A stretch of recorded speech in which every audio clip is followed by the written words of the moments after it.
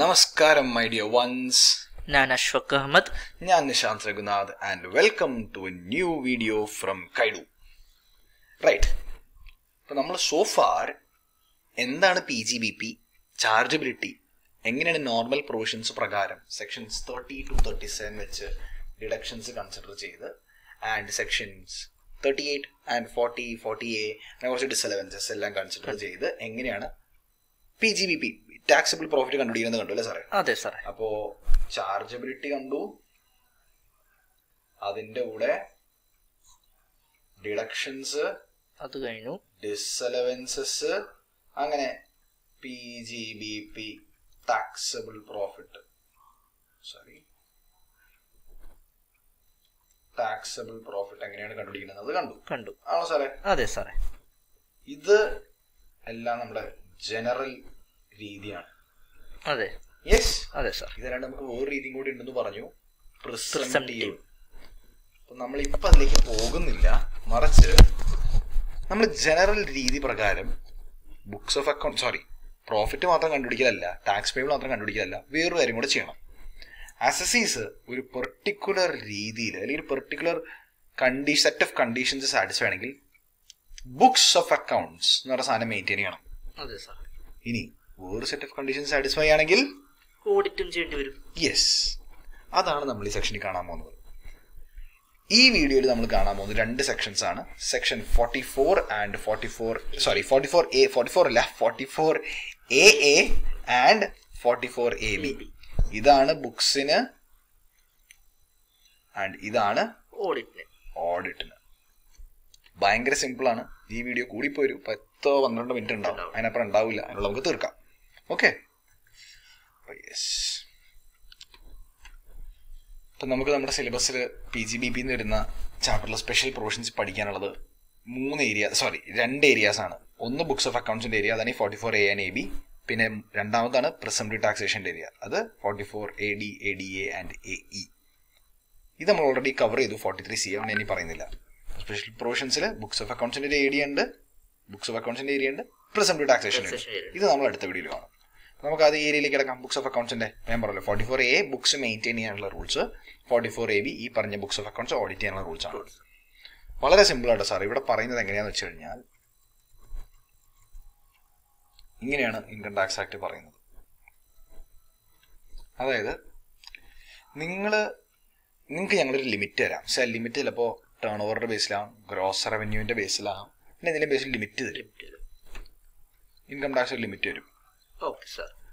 ആ limit cross ചെയ്താൽ do it. Books of അക്കൗണ്ട്സിന് ലിമിറ്റ് ഉണ്ട്, ആ ലിമിറ്റ് ക്രോസ് ചെയ്ത് കഴിഞ്ഞാൽ books of account maintain. Auditing limit ഉണ്ട്, ആ ലിമിറ്റ് ക്രോസ് ചെയ്ത് കഴിഞ്ഞാൽ ഓഡിറ്റ് ചെയ്യും. അത്രേ ഉള്ളൂ സംഗതി. ഓക്കെ, അപ്പൊ നമുക്ക് നമ്മുടെ ബുക്കിലേക്ക് കിടന്നാലോ. So right, 44A applicability of books of accounts. ആരൊക്കെയാണ് ഇത് മെയിൻറ്റെയിൻ ചെയ്യേണ്ടത് എന്നുള്ളതാണ്. അപ്പോൾ ഇത് ആരൊക്കെ മെയിൻറ്റെയിൻ ചെയ്യേണ്ടതെന്നുള്ളത് നോക്കാനായിട്ട് ഇൻകം ടാക്സ് ആക്ട് നമുക്ക് രണ്ട് രീതിയിലാണ് അതിൻ്റെ ഒരു കാറ്റഗറൈസേഷൻ തരുന്നത്. ഒന്ന്, ഒരു സെറ്റ് ഓഫ് സ്പെസിഫൈഡ് പ്രൊഫഷണൽസ് എന്ന് വിളിക്കുന്നവർ, പിന്നെ അതല്ലാത്തവർ. ഈ സ്പെസിഫൈഡ് പ്രൊഫഷണൽ ആരാന്നല്ലോ സാർ? നമ്മുടെ medical field, legal field, CA, CMA, CS, film artist, engineering field, technical consultancy, architecture, interior designers, whoever are into professional practice ചെയ്യുന്ന ഒരു ഡോക്ടർ, പ്രാക്ടീസ് ചെയ്യുന്ന ഒരു ലോയർ, പ്രാക്ടീസ് ചെയ്യുന്ന CA, CMA, CS, പ്രാക്ടീസ് ചെയ്യുന്ന film artist നടൻ തന്നെ ആവണില്ല, മറ്റേ മ്യൂസിക്കിലുള്ള ആൾക്കാരാവും, സ്റ്റണ്ട് മാസ്റ്റർ ആവും, ഡാൻസ് മാസ്റ്റേഴ്സ്, അവരൊക്കെ ഫിലിം ഫീൽഡിലുള്ളവർ, film artist, engineers, technical consultants, അവരൊക്കെ എപ്പോഴാണ് സാർ ബുക്ക് മെയിൻറ്റെയിൻ ചെയ്യേണ്ടത്?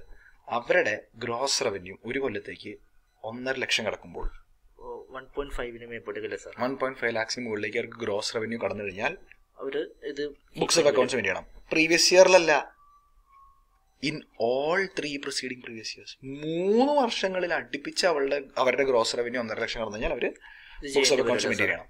പക്ഷെ അപ്പോൾ സാറേ ഞാൻ ചോദിക്കാം, ഞാൻ ഇന്നലെ തുടങ്ങിയ ഒരു ഫേമാണ് എൻ്റെ, അതിനെങ്ങനെയാണ് ബുക്സ് ഓഫ് അക്കൗണ്ട്സ് മെയിൻറ്റെയിൻ ചെയ്യണമെന്നില്ലെന്ന് അറിയോ? കഴിഞ്ഞ 3 കൊല്ലം ഇല്ലല്ലോ നമുക്ക്. ഇഫ് ഇറ്റ് ഇസ് ലൈക്ലി ഈ കൊല്ലം എൻ്റെ റവന്യൂ 1.5 ലക്ഷം കിടക്കുമെങ്കിൽ, ഇഫ് ഇറ്റ് ഇസ് ലൈക്ലി എൻ്റെ ഇക്കൊല്ലത്തെ റവന്യൂ 1.5 ലക്ഷം കിടക്കുമെന്ന് തോന്നുകയാണെങ്കിൽ മെയിൻറ്റെയിൻ ചെയ്യണം. കാരണം ഇക്കൊല്ലം കൊടുക്കുന്നതാണല്ലോ, അതാണ് എൻ്റെ കോൺസെപ്റ്റ്.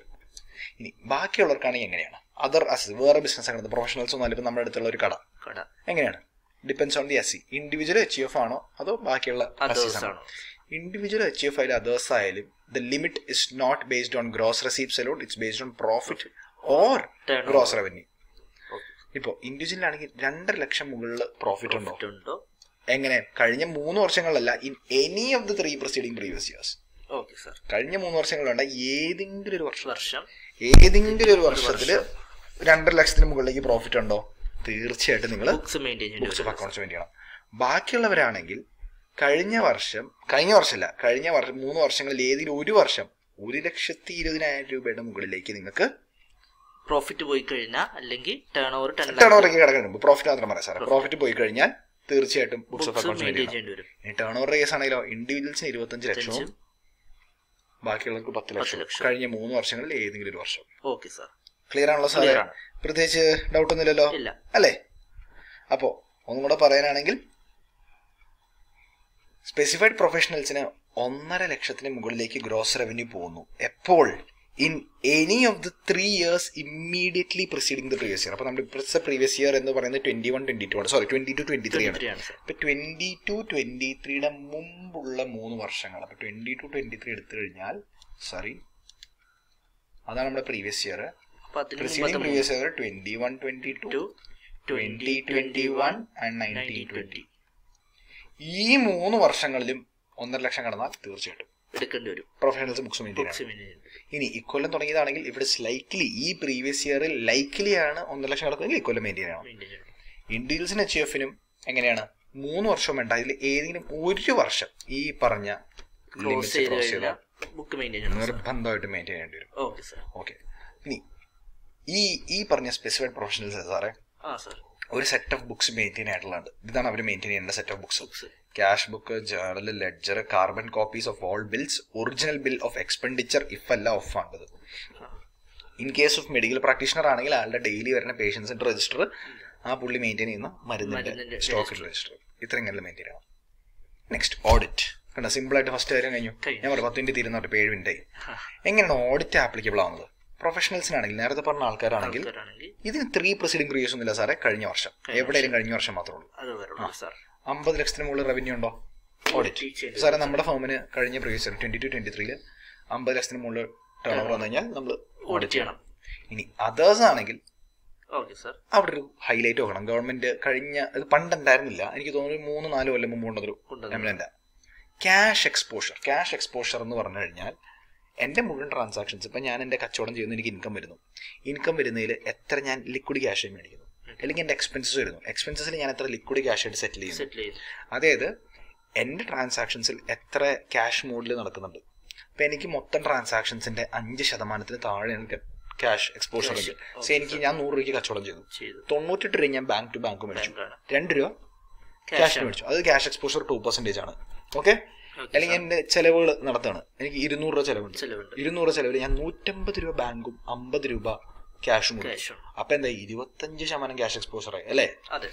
ഇൻ കേസ് എന്റെ ക്യാഷ് എക്സ്പോഷർ 5% താഴെയാണ്, ക്യാഷ് എക്സ്പോഷർ മൊത്തം നോക്കണം, ഇൻകവും എക്സ്പെൻഡിച്ചറും രണ്ടും കൂടെ നോക്കണം. മൊത്തം 5% താഴെയാണെങ്കിൽ, അതായത് ഈ ക്വസ്റ്റ്യൻ ക്യാഷ് എക്സ്പോഷർ 5% മുകളിലാണോ അല്ല എന്നുള്ള എന്റെ ഉത്തരം. അത് എന്റെ ക്യാഷ് എക്സ്പോഷർ 5% താഴെയാണെങ്കിൽ അതിന്റെ അർത്ഥം എന്താ? ഞാൻ മുഴുവൻ ബാങ്ക്, മെജോറിറ്റി അല്ല 95% കൂടുതൽ ഞാൻ ബാങ്കിലേക്ക് ട്രാൻസാക്ഷൻ നടത്താം സാറേ. ഇപ്പൊ ബാങ്ക് ടു ബാങ്ക് നടത്തുമ്പോൾ ട്രാൻസ്പെറന്റ് ആയി ഞാൻ അല്ലേ? ബാങ്ക് ടു ബാങ്ക് നടത്തുമ്പോൾ ഞാൻ ഫുള്ളി ട്രാൻസ്പെറന്റ് ആയി, ഗവൺമെന്റിന്റെ എല്ലാം പാൻ കാർഡ് വഴി ട്രേസ് ചെയ്യാം.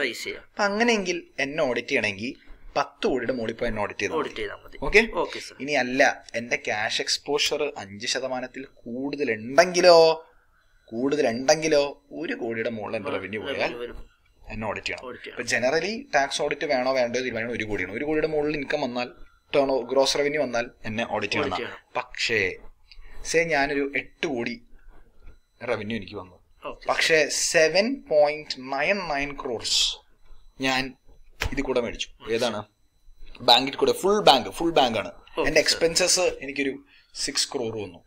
5.95 crores ഞാൻ ബാങ്കാണ് ചെയ്തത്. അത് എന്റെ ക്യാഷ് എക്സ്പോഷർ 5% താഴെയല്ലേ? വെറുതെ നോക്കിക്കഴിഞ്ഞാൽ ഇപ്പൊ എന്റെ റവന്യൂ എത്രയുണ്ട്, എന്റെ ഇൻകം എത്രയുണ്ട്? റവന്യൂ 8 കോടിയുണ്ട്. എനിക്ക് ഓഡിറ്റ് വരേണ്ടതാ, പക്ഷെ വരില്ല. കാരണം എന്താ പറയുക, എന്റെ ക്യാഷ് എക്സ്പോഷർ 5% താഴെ, എന്റെ ഇൻകം ആയാലും എന്റെ എക്സ്പെൻസ് ആയാലും 5% താഴെയാണ് ഞാൻ ക്യാഷ് എക്സ്പോഷർ വെച്ചത്. അപ്പൊ എനിക്ക് ഓഡിറ്റ് വരില്ല, കാരണം എന്റെ റവന്യൂ 10 കോടി കടന്നില്ല. അത്രേ ഉള്ളൂ സംഗതി. ക്ലിയർ. സിമ്പിൾ അല്ലേ സാറേ? സിമ്പിൾ. പാസേജ് എടുത്താൽ കൃത്യം 10 മിനിറ്റ്, കൃത്യം 10 മിനിറ്റിൽ വീഡിയോ കഴിയുന്നു. ഇതുകൊണ്ട് സാറേ 3 പോയിന്റ്സ് ഉണ്ട്. ഇത് നമുക്ക് പറയാം നമ്മൾ അടുത്ത 2 സെക്ഷൻസ് കണ്ടു കഴിഞ്ഞിട്ട്. ഇത് അറിയണമെങ്കിൽ 44 AD എന്താണ്, അതിന്റെ ആപ്ലിക്കബിലിറ്റി എന്താണെന്ന് അറിയണം. അതറിഞ്ഞാൽ ഇതിലേക്ക് വരാൻ പറ്റുള്ളൂ. Okay sir? അപ്പൊ ഇതോടുകൂടെ basic stuff of all general PGBP rules are complete. Simple ആയില്ലേ? അപ്പൊ നമ്മൾ PGBPയുടെ ചാർജബിലിറ്റി, അത് കഴിഞ്ഞ് ജനറൽ പ്രൊവിഷൻസിൽ നമ്മൾ ഡിഡക്ഷൻസ് അലൗഡ് അല്ലേ, അത് കഴിഞ്ഞ് ഡിസലവൻസസ്, ഇത് രണ്ടിൽ നിന്നും എങ്ങനെ ടാക്സബിൾ പ്രോഫിറ്റ് എത്തണം,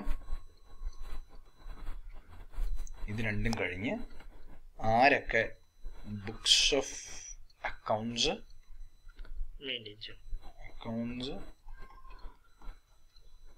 മെയിൻറ്റെയിൻ ചെയ്യണം, ആരൊക്കെ ഓഡിറ്റ് ചെയ്യണം. ഇത്രയും കഴിഞ്ഞു. വലിയ സിനിമ ഉണ്ട്. സിനിമയല്ല, നെറ്റ്ഫ്ലിക്സ് സീരീസ്, കണ്ടിന്യൂസ് എപ്പിസോഡാണല്ലോ. ഇനി ഇതെല്ലാം കഴിഞ്ഞു. ഇതെല്ലാം നമ്മുടെ ജനറൽ പരിപാടി എല്ലാം കഴിഞ്ഞു. ഇനി നമ്മൾ കാണാൻ പോകുന്നത് ജനറൽ കഴിഞ്ഞ സ്ഥിതിക്ക് സ്പെഷ്യൽ പ്രൊവിഷൻസ്, പ്രിസംപ്റ്റീവ് ടാക്സേഷൻ. ഇവരുടെ പ്രത്യേകം എന്താ അറിയോ? ഇതൊന്നും അവർക്കില്ല. ഇതൊന്നും ഇല്ലാത്ത വേറെ ഇതിലായിരിക്കും കംപ്ലീറ്റ് ആണ്. അത് നമുക്ക് അടുത്ത വീഡിയോ കാണാം. Alright. So yes, that's it. We'll see you in the next video. Till then, tata. Take care. Goodbye.